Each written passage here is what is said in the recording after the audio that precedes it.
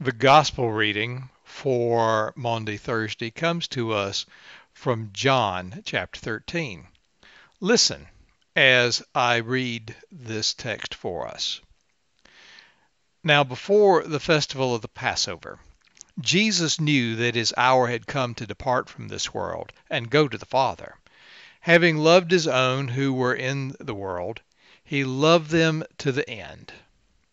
The devil had already put it into the heart of Judas, the son of Simon Iscariot, to betray him.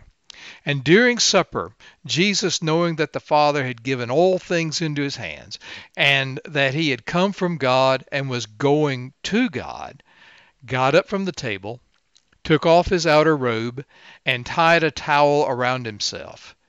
Then he poured water into a basin and began to wash the disciples' feet and to wipe them with the towel that was tied around him.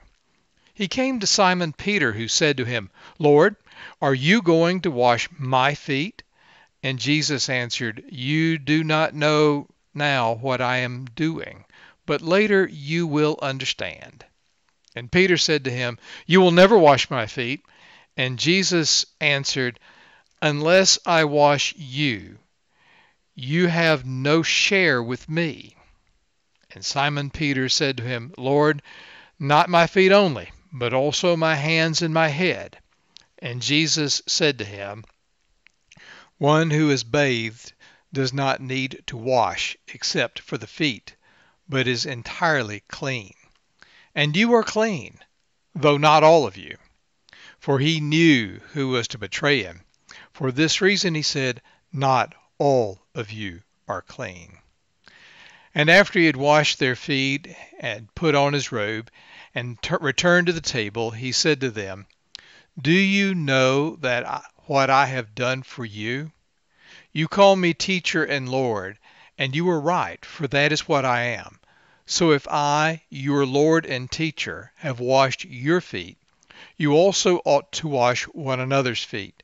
For I have set you an example, that you also should do as I have done to you. Very truly, I tell you, servants are not greater than their master, nor are messengers greater than the one who sent them. If you know these things, you are blessed if you do them. Now the Son of Man has been glorified, and God has been glorified in him. If God has been glorified in him, God will also glorify him in himself, and will glorify him at once. Little children, I am with you only a little longer. You will look for me, and as I said to the Jews, so now I say to you, where I am going, you cannot come.